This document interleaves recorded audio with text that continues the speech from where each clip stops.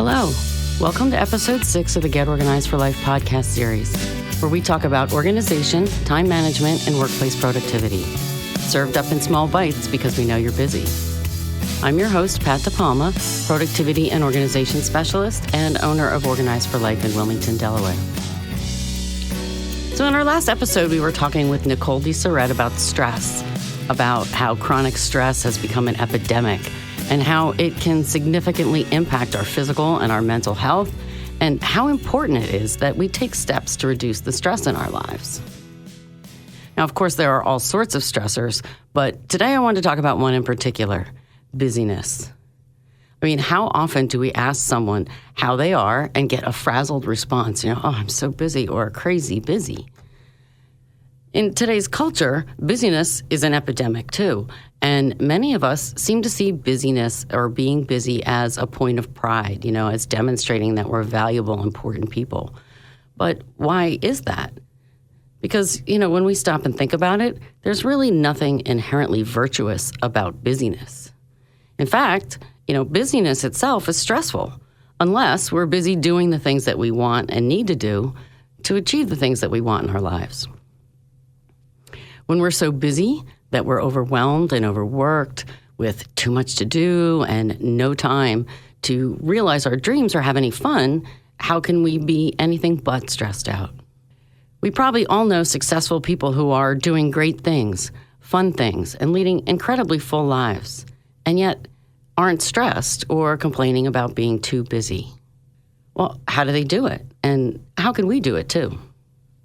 So when we think about these people, we might think that they have super time management skills or some secret time management tricks that we don't have. And sure, of course, they have to be good at managing their time to have all these accomplishments and to do all these things. But I think there's more to it than that. There are numerous time management strategies, and you've probably heard many of them, that address how we can make the most of our time and get more things done in less time. More things checked off our to-do list. And without question, these strategies are all valuable.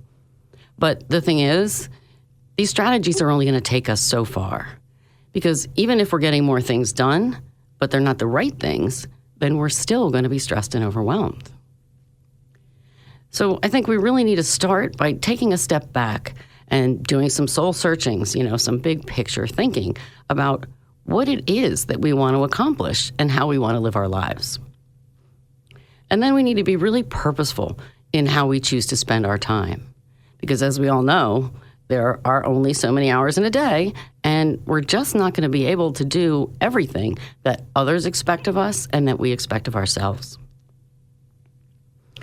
So for every opportunity or task that comes our way, we really need to intentionally decide whether it's actually worthy of our time, of being added to our to-do list, if it's going to move us towards our goals or it'll make us happy or bring us joy. Because if it doesn't, we really need to let it go. Sometimes we need to just say no. Because when we say yes to things that don't align with our goals and desires, we're obviously taking time that we could be spending on the things that do. Now, by no means am I trying to say that we shouldn't consider the needs and feelings of others, because of course that's important to most of us.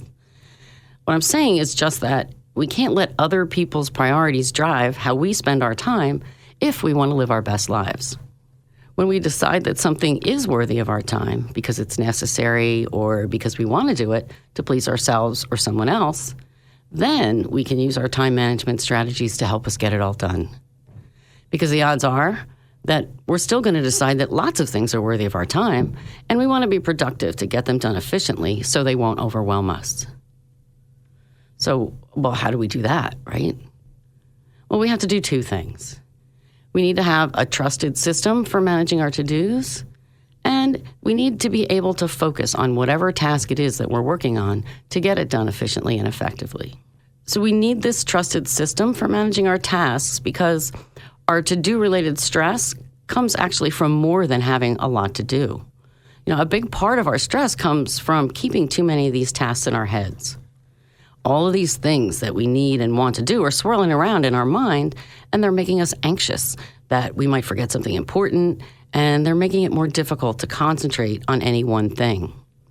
So even when we're relaxing and doing something fun, we're not really getting the most out of that activity if our brains keep pinging us all the time with all the other things that we have to do.